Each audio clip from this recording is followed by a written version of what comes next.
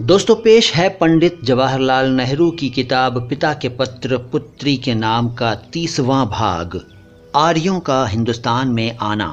अब तक हमने बहुत ही पुराने ज़माने का हाल लिखा है। अब हम ये देखना चाहते हैं कि आदमी ने कैसे तरक्की की और क्या क्या काम किए। उस पुराने ज़माने को इतिहास के पहले का ज़माना कहते हैं, क्योंकि उस ज़माने का हमारे पास कोई सच्चा इतिहास नहीं है।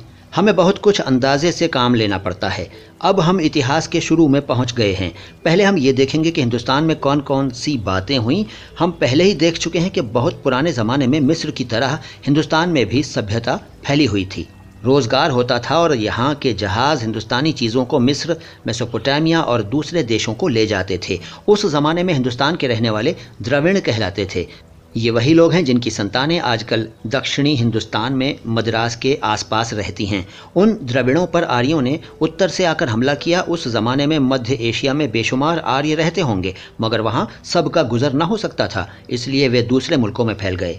बहुत से ईरान चले गए और बहुत से यूनान तक, और उससे भी बहुत पश्चिम तक निकल गए। हिंदुस्तान में भी उनके दल के दल कश्मीर के पहाड़ों को पार करके आए। आर्य एक मजबूत लड़ने वाली जाति थी और उसने द्रविड़ों को भगा दिया। आर्यों के रेले पर रेले उत्तर पश्चिम से हिंदुस्तान में आए होंगे। पहले द्रविड़ों ने उन्हें रोका, लेकिन जब उनकी तादाद बढ़ती ही गई तो वे द्रविड़ों के रोके न रुक सके। बहुत दिनों तक आर्य लोग उत्तर में सिर्फ अफगानिस्तान और पंजाब में रहे। तब वे और आगे बढ़े और उस हिस्से में आए जो अब संयुक्त प्रांत कहलाता है, जहां हम रहते हैं। वे इसी तरह बढ़ते बढ़ते मध्य भारत के विंध्य पहाड़ तक चले गए। उस ज़माने में इन पहाड़ों को पार करना मुश्किल था, क्योंकि वहाँ घने जंगल थे। इसलिए एक मुद्दत तक आर्य लोग विंध्य पहाड़ के उत्तर तक ही रहे। बहुतों ने तो इन पहाड़ियों को पार कर लिया और दक्षिण में चले गए, लेकिन उनके झुंड के झुंड न जा सके, इसलिए दक्षिण द्रविड़ों का ही देश बना रहा। आर्यों के हिंदुस्तान में आने का हाल बहुत दिलचस्प है। पुरानी संस्कृत किताबों में तुम्हें उनका बहुत सा हाल मिलेगा।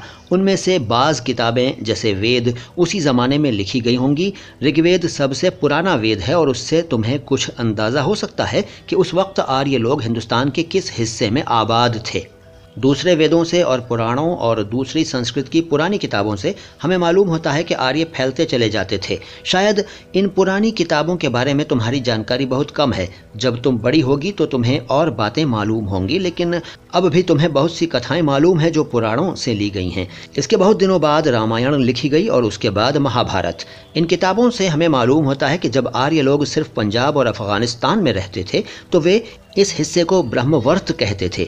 अफगानिस्तान को उस समय गांधार कहते थे। तुम्हें महाभारत में गांधारी का नाम याद है। उसका ये नाम इसलिए पड़ा कि वो गांधार या अफगानिस्तान की रहने वाली थी। अफगानिस्तान अब हिंदुस्तान से अलग है, लेकिन उस ज़माने में दोनों एक थे। जब आर्य लोग और नीचे गंगा और जमुना के मैदानों में आए तो उन्होंने उत्तरी हिंदुस्तान का नाम आर्यावर्त रखा। पुराने ज़माने की दूसरी जातियों की तरह वे भी नदियों के किनारे के ही शहरों में आबाद हुए। काशी या बनारस, प्रयाग और बहुत से दूसरे शहर नदियों के ही किनारे हैं। दोस्तों, इससे आगे की बातें अगली मुलाकातों में होंगी। ये चैनल है नो बकवास बातें ख़ास। इस वीडियो को लाइक कर दीजिए और अगर आपने चैनल को सब्सक्राइब नहीं किया है तो अभी कर लीजिए। Thank you.